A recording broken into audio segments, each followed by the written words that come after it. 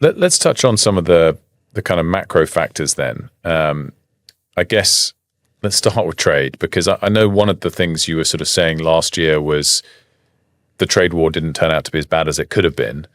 Over the weekend, more threats of tariffs linked to Greenland this time on the UK and the EU. Looks like the UK is going to fold.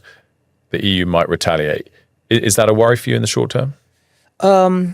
Yes and no. I think that last year, investors did a fire-ready aim. Whenever they saw the tariff conversations escalate and become uncertain, the market really reacted poorly and fell sharply.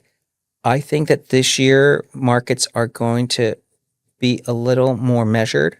So let's say it's half the amplitude of reaction. But then there is still the uncertainty of how the Supreme Court will rule around the tariffs. And maybe if that rules against Trump, then it's going to look like the leverage of the U.S. has dropped, and so the White House might take more extreme measures. That could cause greater uncertainty. But over the weekend, I've been reading the news. I mean, there's some folks suggesting the Supreme Court might actually rule in Trump's favor. So I really don't know.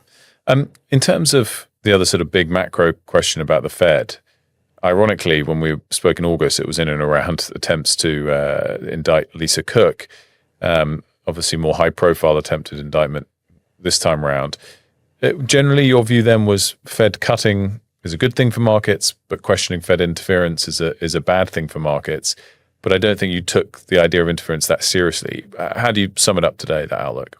I think it's still the same situation in the sense that there are implicit threats being made against the Fed, including this DOJ inquiry.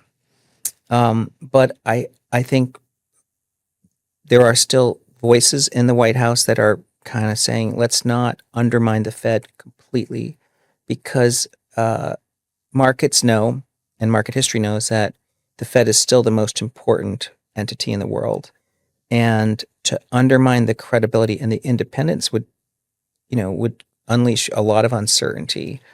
We also know Fed Chair Powell's term is up this year. So there's a bit of like let the clock run, because we know that there'll be a new Fed chair. And I think once we have that in place, I think the White House can be satisfied. And as you know, who the next Fed chair can be, I mean, the odds keep shifting. Now it looks like Hassett has dropped as the probable, and Warsh and even Rick Reeder